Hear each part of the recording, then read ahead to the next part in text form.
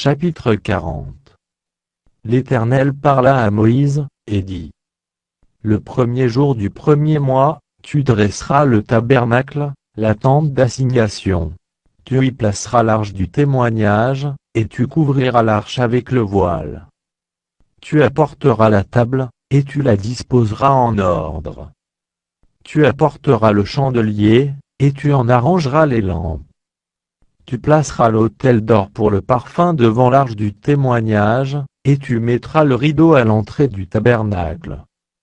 Tu placeras l'autel des holocaustes devant l'entrée du tabernacle, de la tente d'assignation.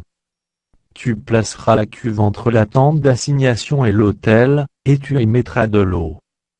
Tu placeras le parvis alentour, et tu mettras le rideau à la porte du parvis. Tu prendras l'huile d'onction, tu en oindras le tabernacle et tout ce qu'il renferme, et tu le sanctifieras, avec tous ses ustensiles, et il sera saint.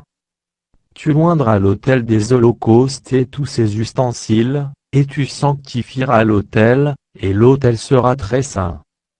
Tu oindras la cuve avec sa base, et tu la sanctifieras. Tu feras avancer Aaron et ses fils vers l'entrée de la tente d'assignation, et tu les laveras avec de l'eau. Tu revêtiras Aaron des vêtements sacrés, tu l'oindras, et tu le sanctifieras, pour qu'il soit à mon service dans le sacerdoce. Tu feras approcher ses fils, tu les revêtiras des tuniques. Et tu les oindras comme tu auras oint leur père, pour qu'ils soient à mon service dans le sacerdoce. Cette onction leur assurera à perpétuité, le sacerdoce parmi leurs descendants. Moïse fit tout ce que l'Éternel lui avait ordonné, il fit ainsi. Le premier jour du premier mois de la seconde année, le tabernacle fut dressé. Moïse dressa le tabernacle, il en posa les bases, plaça les planches et les barres, et éleva les colonnes.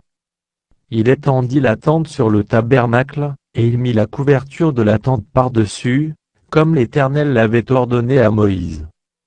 Il prit le témoignage, et le plaça dans l'arche, il mit les barres à l'arche, et il posa le propitiatoire au-dessus de l'arche. Il apporta l'arche dans le tabernacle, il mit le voile de séparation, et il en couvrit l'arche du témoignage, comme l'Éternel l'avait ordonné à Moïse.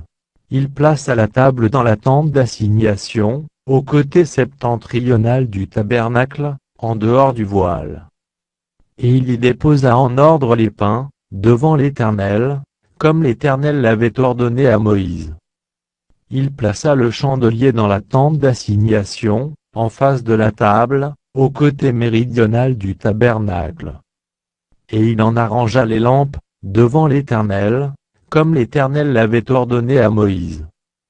Il plaça l'autel d'or dans la tente d'assignation, devant le voile. Et il y fit brûler le parfum odoriférant, comme l'Éternel l'avait ordonné à Moïse. Il plaça le rideau à l'entrée du tabernacle. Il plaça l'autel des holocaustes à l'entrée du tabernacle, de la tente d'assignation, et il y offrit l'holocauste et l'offrande, comme l'Éternel l'avait ordonné à Moïse. Il plaça la cuve entre la tente d'assignation et l'autel, et il y mit de l'eau pour les ablutions. Moïse, Aaron et ses fils, s'y lavèrent les mains et les pieds. Lorsqu'ils entrèrent dans la tente d'assignation, et qu'ils s'approchèrent de l'autel, ils se lavèrent, comme l'Éternel l'avait ordonné à Moïse.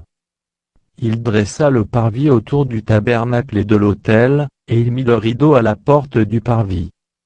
Ce fut ainsi que Moïse acheva l'ouvrage. Alors la nuée couvrit la tente d'assignation, et la gloire de l'Éternel remplit le tabernacle. Moïse ne pouvait pas entrer dans la tente d'assignation, parce que la nuée restait dessus, et que la gloire de l'Éternel remplissait le tabernacle. Aussi longtemps que durèrent leurs marches, les enfants d'Israël partaient, quand la nuée s'élevait de dessus le tabernacle. Et quand la nuée ne s'élevait pas, ils ne partaient pas, jusqu'à ce qu'elle s'élevât. La nuée de l'Éternel était de jour sur le tabernacle, et de nuit, il y avait un feu, aux yeux de toute la maison d'Israël, pendant toute leur marche.